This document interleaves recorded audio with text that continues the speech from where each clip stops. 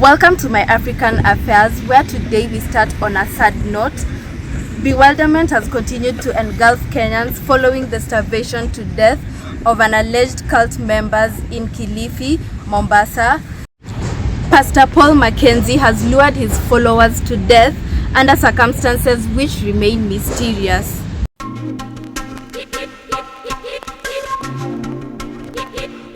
The pastor has remained a person of interest following the horrific events that happened at his church, Good News International Church, under his stewardship.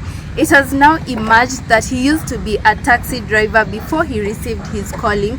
He has instructed his followers to do the following things: stop going to school, ban school certificates, women were not to shave, sick people were not to seek medical treatment from the hospital. These followers were supposed to live in his famous land Shakahola, and he also instructed his people to starve to death, as it is a sure way of going to see God. Here are some small children who clearly are below the age of 10 who claim to go to Pastor Paul Mackenzie's church, Good News International Church. They are saying that it is written in the Bible that they should not go to school and have been refusing to go to school.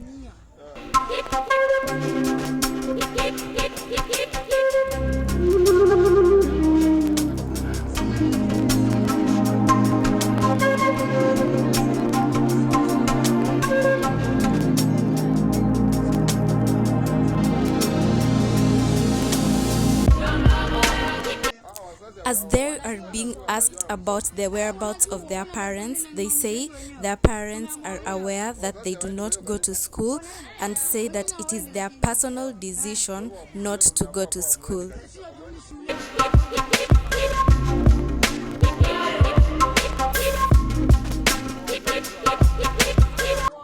All the children here, as they are being asked if any of them goes to school, say that none of them is going to school. One even says that he doesn't go to school because education is not God's plan.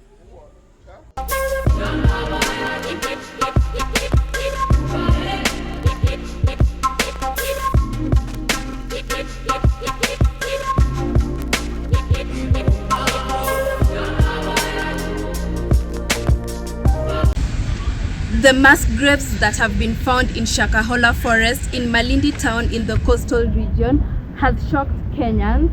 More corpses are being found as the search teams unearthed 17 bodies on Tuesday, raising the death toll to 90 as of Tuesday evening.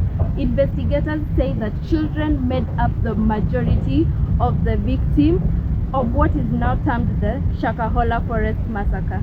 The number of people missing, according to the Kenya Red Cross Society in the Pastor Paul Mackenzie Shakahola cult, has risen to 212. According to the organization, 99 of the people missing were male and the other 113 were female. It, however, also pointed out that 2 people were successfully rescued and reunited with their families. Pastor Paul Mackenzie was arrested after he surrendered himself to the police on 15th April. He has since denied any wrongdoing but has been denied bail. He claims to have closed his church in 2019. A video has since come up of Pastor Paul Mackenzie claiming to have closed the church in 2019 because it was a calling. This is in fact the building where the church was, and this is him claiming in front of the media that he had closed down the church.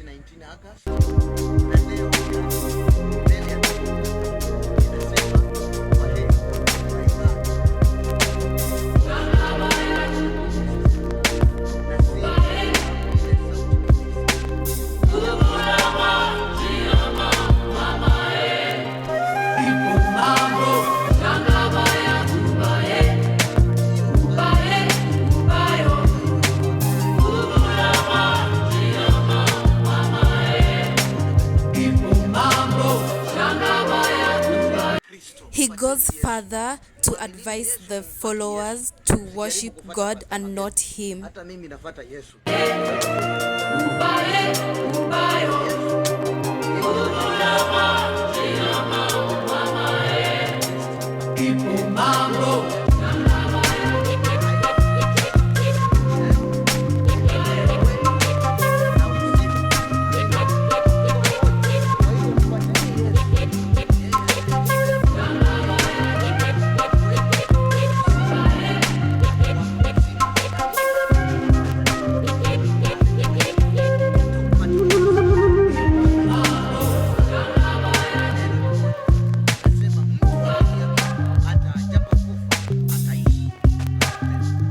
More families have been coming forward to narrate their ordeal.